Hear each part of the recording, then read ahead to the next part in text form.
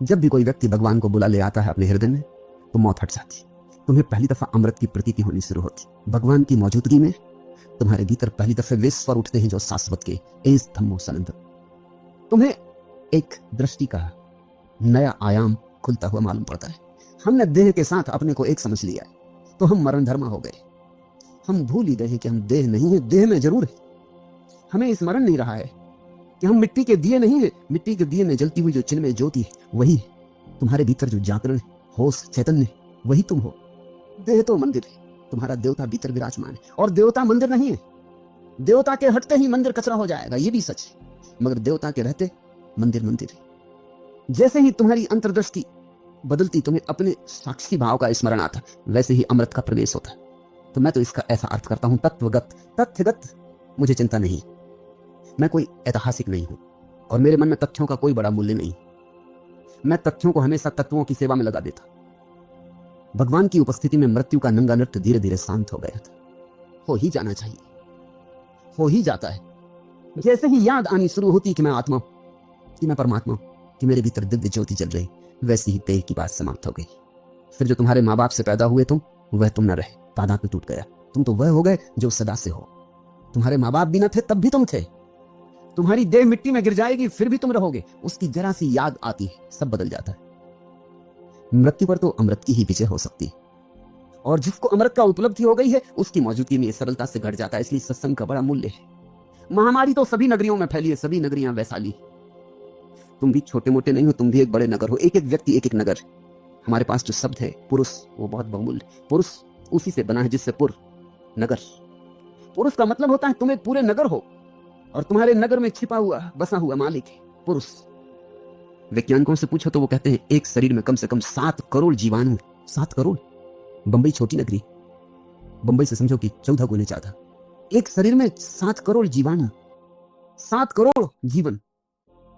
उन सबके बीच में तुम बसे हो। नगर तो हो ही, वैशाली छोटी रही होगी, और इस नगर में जल्दी ही मौत आने वाली, महामारी आने वाली, उसके कदम तुम्हारी तरफ पड़ी रहे। इस बीच अगर तुम्हें कभी भी कहीं भी भगवत्ता का साथ मिल जाए, किसी भी ऐसे व्यक्ति का साथ मिल जाए जिसके भीतर घटना घट गई हो, तो उसकी मौजूदगी तुम्हें तुम्हारी गर्त से उठाने लगेगी। सिर्फ मौजूदगी। सत्संग का अर्थ होता है गुरु कुछ करता नहीं, करने का यहां कुछ है भी नहीं, किया कुछ जा भी नहीं सकता, लेकिन उसकी मौजूदगी, सिर्फ उसकी उपस्थिति, उसकी तरंगे तुम्हें सोते से जगाने लगती। तुमने देखा ना, कोई नाचता हो तुम्हारे पैर में थाप पड़ने लगती, कोई हंसता हो तुम्हारे भीतर हंसी फूटने लगती, कोई उदास हो तुम्हारे भीतर उदासी घनी हो जाती। 10 आदमी उदास बैठे हो, तुम जब आए थे तो बड़े प्रसन्न थे, उनके पास बैठ जाओगे, उदास हो जाओ।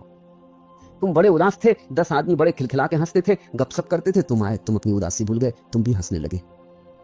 किसी जागरूक पुरुष के सत्संग में जो उसके भीतर घटा है, वो तुम्हारे भीतर तरंगित होने लगता है। हम अलग अलग नहीं हैं, हम एक दूसरे से जुड़े, हमारे तंतु एक दूसरे से गुथे हैं। अगर तुम किसी भी व्यक्ति के साथ हो जाओ, तो जैसा वो व्यक्ति है वैसे तुम होने लगोगे। इसलिए अपने से छोटे व्यक्तियों का साथ मत खोजना। अक्सर हम खोजते, क्योंकि अपने से छोटे के साथ एक मजा है, क्योंकि हम बड़े मालूम होते। अपने से छोटे के साथ एक रस है, अहंकार की तृप्ति मिलती। दुनिया में लोग अपने से छोटे का साथ खोजते रहते, अपने से बड़े के साथ तो अड़चन होती। तुमने सुना ना, ऊंट जब हिमालय के पास पहुंचा तो उसे बड़ा दुख हुआ। उसने हिमालय की तरफ देखा ही नहीं, उसने रास्ता बदल के वापस अपने मरुस्थल में लौटाया। ऊंट को हिमालय के पास बड़ी पीड़ा होती, क्योंकि ऊंट को पहली दफा पता चलता है अरे मैं कुछ भी नहीं। ऊंट को तो रेगिस्तान जमता है, जहां वो सब कुछ, सबसे ऊंची चीज।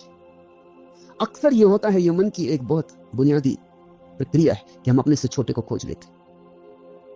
ये रोज होता है, सब दिशाओं में होता है। राजनेता अपने से छोटे छोटे भाइयों को खोज लेते। अपने से छोटे लोगों पर ही अपने अहंकार को बसाया जा सकता है, और कोई उपाय नहीं।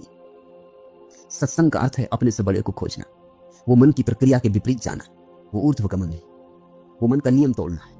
क्योंकि अगर अपने से छोटे को खोजा तो तुम्हारा अहंकार मजबूत होगा, अपने से बड़े को खोजा तो तुम्हारा अहंकार विसर्जित होगा। अपने से बड़े को खोजा तो उसकी दूर जाती हुई किरणें तुम्हें भी दूर ले जाने लगेगी। उसके भीतर हुआ प्रकाश तुम्हारे भीतर सोए प्रकाश को भी तिल मिला देगा। उसकी चोट तुम्हें जगाएगी, सिर्फ मौजूदगी। सत्संग अनूठा शब्द है, दुनिया की किसी भाषा में ऐसा कोई शब्द नहीं, क्योंकि दुनिया में कभी इस बात को ठीक से खोजा ही नहीं गया जैसा हमने इस देश में खोजा। सत्संग अनूठा शब्द है, इसका मतलब है सिर्फ उसके साथ हो जाना जिसे सत्य मिल गया हो, सिर्फ उसके पास हो जाना, बैठ जाना, चाहे चुप बैठे रहो तो भी चलेगा। उसके संग साथ हो लेना, उसके और अपने बीच की दीवारें गिरा देना। अपने ऊपर कोई रक्षा का इंतजाम न करना, अपने हृदय को खोल देना, जब जो हो उसकी तरंगों को अपने भीतर आने देना, उसकी स्वर लहरी को गूंजने देना। धीरे धीरे तुम उसमें डुबकी लगा लोगे। उसको अमृत मिला है, तुम्हें भी अमृत की तरफ पहले पहले अनुभव आने शुरू हो जाएंगे। झरोखा खुलेगा। मृत्यु पर तो अमृत की ही विजय हो सकती है। फिर जल भी बरसा, फिर वृक्षों में पत्ते आए, फिर फूल खिले जहां फूल खिलने बंद हो गए थे। जहां जीवन सूखा जा रहा था वहां नए पल्लव लगे। एक जीवन है बाहर का और एक जीवन है भीतर का। सत्संग की वर्षा हो जाए तो भीतर के जीवन में फूल आने शुरू होते। वे ही फूल वास्तविक फूल है, क्योंकि वे टिकेंगे, उनकी सुगंध सदा रहेगी। सुबह खिले सांझ मुरझा गए, ऐसे फूल नहीं। खिले तो खिले,